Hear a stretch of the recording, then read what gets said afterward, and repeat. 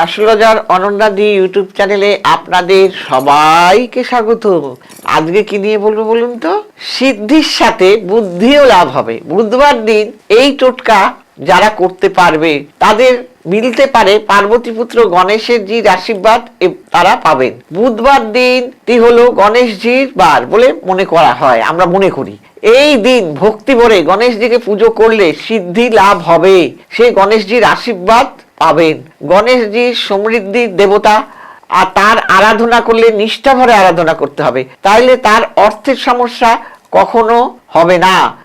সূর্যদেবের আশীর্বাদ, দেবাদি মহাদেবের আশীর্বাদ, পার্বতী পুত্র সিদ্ধিদাতা সফলতা লাভের স্থান পাবেন এরা। সমস্ত সুবিধাও এই পুজো করলে, এই গণেশজির সিদ্ধিদাতা গণেশের পুজো করলে সব দিক থেকে সুবিধা পাবে। এই বুধবার দিন গণেশজির বার বলা হয় এটাকে। এই দিন বিশ্বাস ও ভক্তি ভরে সিদ্ধিদাতা গণেশের অর্থ সংক্রান্ত সমস্যা যারা পড়েছেন তারা এই দিন যদি করেন, লাল ফুল ও দূর্বা, সুপারি, নারকেল দিয়ে পুজো করেন তাহলে কিন্তু শুভ ফল পারবেন। কি কি?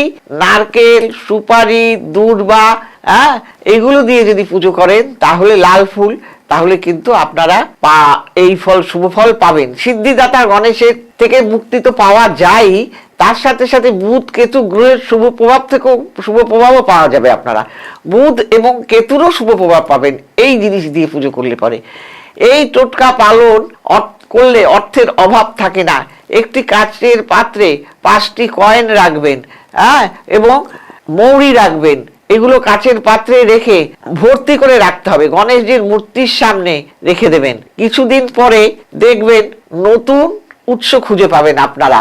প্রতি বুধবার করুন গণেশজির এই পুজো, আপনার সব রকম সমস্যা কেটে যাবে, অর্থের জায়গা খুলে যাবে। সবাই ভালো থাকবেন, নমস্কার।